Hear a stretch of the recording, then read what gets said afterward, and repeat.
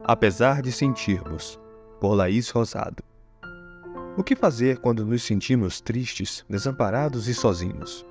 E pior ainda é quando esses sentimentos vêm de forma acusadora dizer que não deveríamos nos sentir dessa maneira.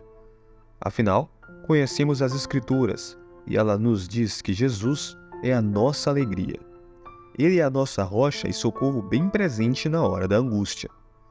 O grande problema é que, por mais que saibamos dessas coisas, esquecemos do mais importante. Somos humanos e não podemos esquecer que ainda não temos um corpo transformados e isentos do peso que a humanidade carrega, o pecado. Por isso, a autopunição na vida emocional do cristão está sendo cada vez mais constante e intensa.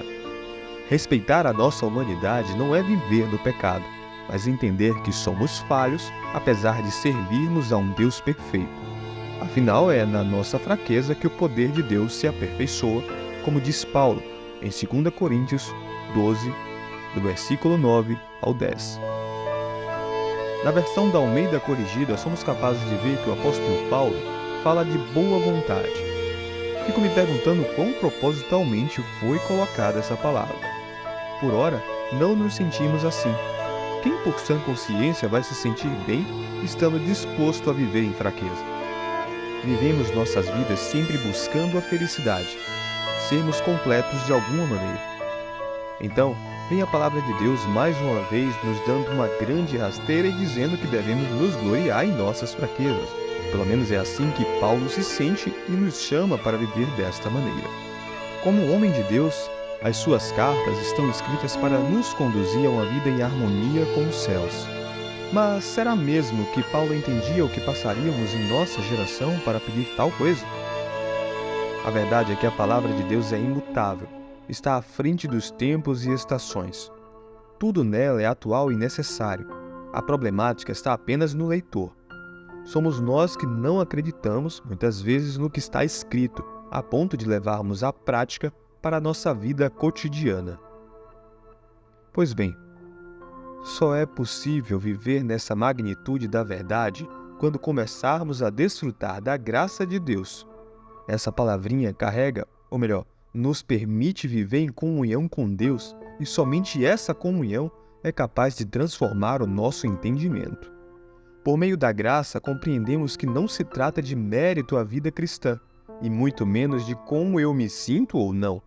Na verdade, se trata unicamente da consciência de saber que, por meio do amor que recebemos de Cristo, somos nele capazes de viver em comunhão com o Pai, de tal forma que o peso do pecado não possui mais poder sobre o nosso existir. É nesse ponto que a chave gira e que a história do cristão começa a alavancar novos rumos.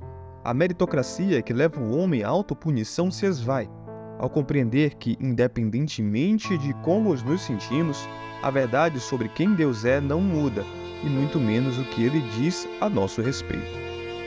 Os sentimentos humanos não podem ditar a nossa maneira de viver Jesus. Nossos altos e baixos nunca foram e não serão padrões para nivelar a vida com Deus.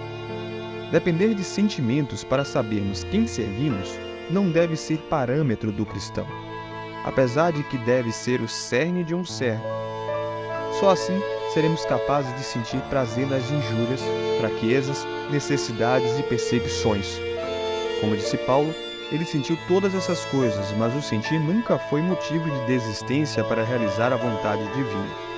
Como ele, por amor a Jesus, o sentir nunca deve ser motivo para nos afastar de Cristo. O cristão não deve se punir por sentir fraqueza, mas o sentir deve o levar a experimentar a graça, vivendo o apesar de.